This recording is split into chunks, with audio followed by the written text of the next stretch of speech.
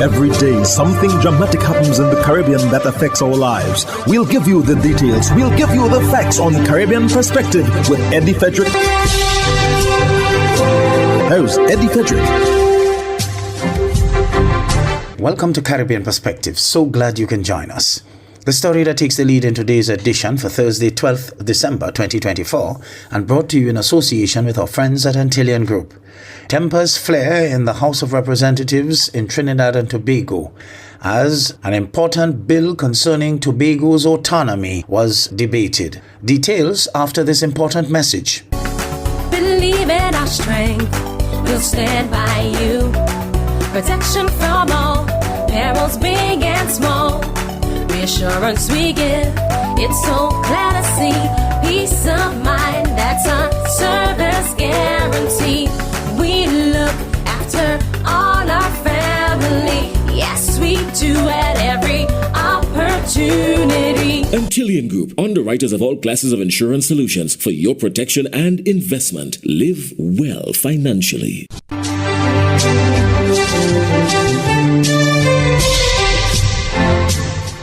Welcome back. Trinidad and Tobago's Prime Minister Dr. Keith Rowley has called Chief Secretary Farley Augustine's attempt to intervene in the Tobago bill preposterous. During the committee stages of the autonomy bill in Parliament, the opposition urged the government to consider Augustine's proposals. More in this story from Candice Jackson of TTT News. Madam Speaker, this is preposterous. Prime Minister Dr. Keith Rowley described the mention of Chief Secretary Farley Augustine's concerns during the committee stages of the Tobago Island Government Bill 2021 as preposterous. Opposition MP Saddam Hussein, who received the information just before the start of Parliament, suggested that it be considered. There is really an issue raised with respect to the consultation and further consultation with respect to this Tobago Island Government Bill.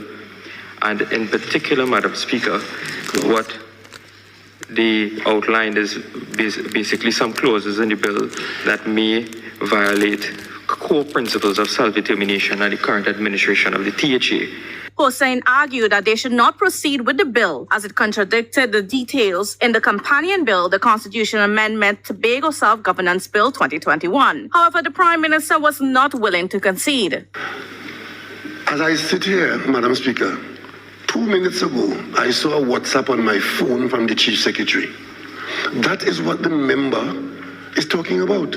That the Chief Secretary of the Tobago House of Assembly is now intervening in that matter, offering 8 pages of legal, I don't know who the lawyers are, telling the Parliament to stop its proceedings. Dr. Rowley chastised Augustine for failing to communicate through the office of the Prime Minister. Nothing has come to me from the Chief Secretary in my office. But today in the Parliament, 1 minute before as we sit to deal with the committee stage of a joint select committee of years of work, this member comes here facilitating this intervention by a WhatsApp.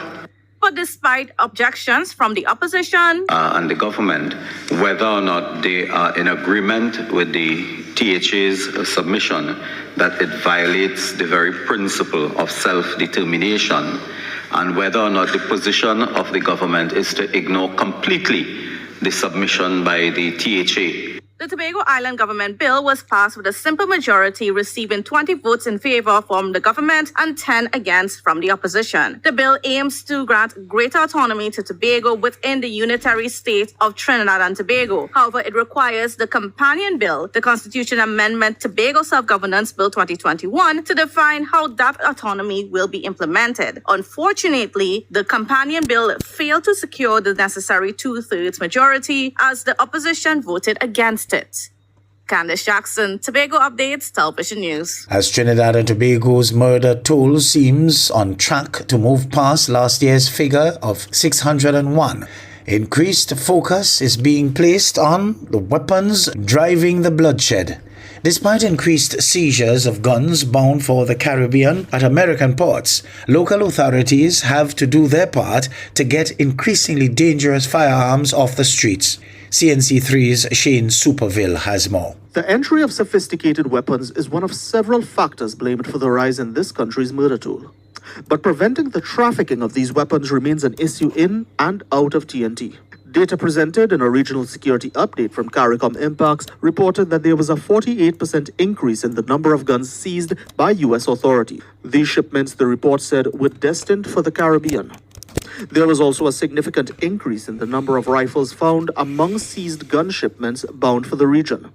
With this data, together with the fact that 81% of murders were committed using firearms this year, it's expected that the number of guns seized by police would be high. However, data from the Police Crime and Problem Analysis branch showed that as of December 2nd, 530 guns were seized, a significant drop from the 680 guns confiscated for the same period last year. The decline in gun seizures is being partially attributed to increasingly resourceful criminals. They are now having a community that is involved in this whole racketeering, so that they're hiding these things by other persons, grandmothers and neighbors. Apart from that, Benjamin suggested that an equally likely possibility was there simply being less guns available on the street. Benjamin said while this year's murder toll was higher, it was possible that the increased body count was due to multiple victims from single attacks as opposed to multiple scattered instances of violence. When we look at our stats, it shows that there are less events of murders, but there are more fatalities because of the type of weapons that they're using.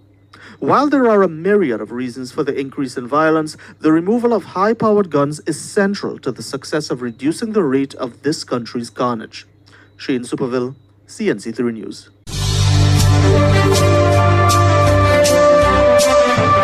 You're listening to Caribbean Perspective with Eddie Frederick, in association with our friends at Antillian Group, underwriters of all classes of insurance solutions for your protection and investment. Live well financially. Over in Jamaica, robbery turns chaotic. Gunmen held hostages. They ended up begging for mercy afterwards. Kirk Wright of TVJ News reports.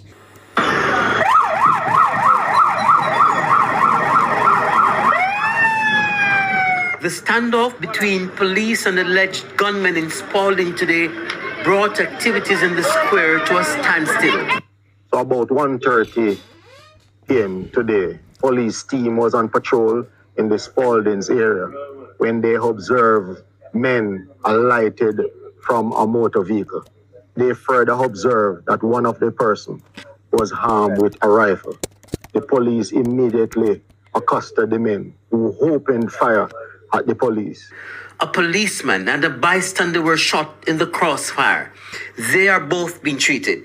The supermarket in the square then became the focus of attention as news spread that men who challenged the police in a gunfight had barricaded themselves inside for over 2 hours.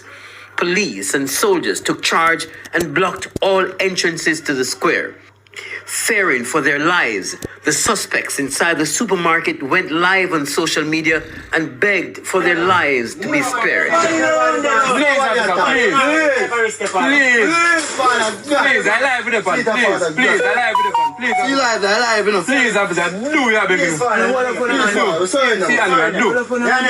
Please, officer. In the process, their battery went low, but the live went on long enough for us to see when the police entered the supermarket and saw the men huddled together. Police and soldiers, along with SWAT team, carried out a thorough search of the supermarket. The police say 2 of the 4 suspects were injured and taken to hospital. The other 2 are currently in police custody. A total of 4 weapons, to include a rifle, have been recovered. The investigation is well and truly underway. A man who told TVJ News his vehicle was parked near the supermarket said his car was damaged by bullets. He heard the commotion as he exited his car. I said, I call the park and come out and walk down In the meantime, the police are reminding persons wanting to transport large sums of cash to get in touch with them. Kirk Wright, TVJ News. Darren Roker has been terminated from the Royal Bahamas Defense Force after being arrested in the United States. More in this ZNS News item. The axe falling on Defense Force officer Darren Roker. The petty officer arrested in the United States along with now discharged Police Chief Superintendent Elvis Curtis on charges of drug and weapon trafficking. A memo signed and released by RBDF Captain Michael Simmons on December 6 and stamped today's date noted that the National Security Minister had approved Petty's discharge and that his services no longer required. Hi there, I'm Corval Pfeiffer. Thank you for watching. On Monday last, Guyana submitted its final written brief to the International Court of Justice, the ICJ, as deliberations continue in the border case brought by Guyana against Venezuela. This marks a significant step in the ongoing legal process. HGP's Tiana Cole has more details on this critical development. Guyana officially submitted its final written brief on the merits of its border case against Venezuela to the International Court of Justice, ICJ, in The Hague. The document, titled Guyana's Reply to Venezuela's Counter Memorial, was personally delivered by His Excellency Seth Narayan Singh, Guyana's ambassador in Brussels, to the court registrar. Guyana began the case in March 2018 following the determination by United Nations Secretary General Antonio Guterres that he had chosen the International Court of Justice as the means to be used for the solution of the controversy between the two countries.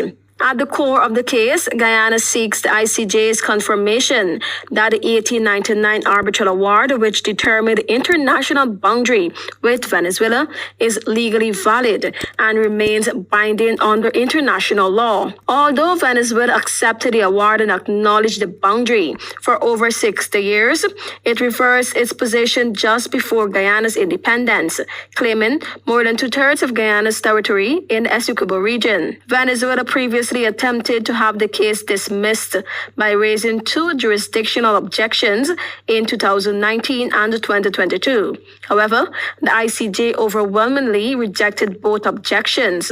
In December 2023, responding to Guyana's concerns over Venezuela's threat to annex its territory, the ICJ issued an order instructing both nations to refrain from any actions that could disrupt Guyana's administration of the contested territory while the case remains ongoing. During the merits phase, each side is required to submit two written briefs. Guyana filed its initial memorial on April 8, 2023. Venezuela submitted its counter memorial 1 year later on April 8, 2024. Guyana's reply filed today responds to the Venezuelan brief. Venezuela will have the opportunity to respond to Guyana's reply with its rejoinder due on the 8th of August 2025. The court will in due course set a date for oral hearings. Guyana welcomes Venezuela's engagement in the merits phase of the case. The government of Guyana is fully confident that it has shown in its reply that Venezuela's challenges to the arbitral award and the international boundary as set forth in its counter memorial are entirely without merit, and that the court will ultimately confirm the validity, finality, and legally binding nature of both the award and the boundary. Tiana reporting for the HGP Nightly News.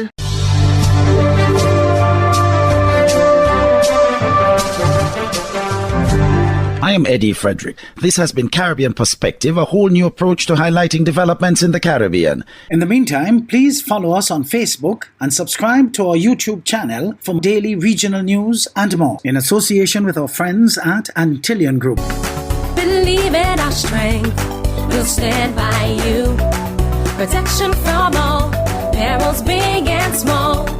Reassurance we give, it's so clear to see. Peace of mind, that's our service guarantee. We look after all our family. Yes, we do at every opportunity. Antillian Group, underwriters of all classes of insurance solutions for your protection and investment. Live well financially.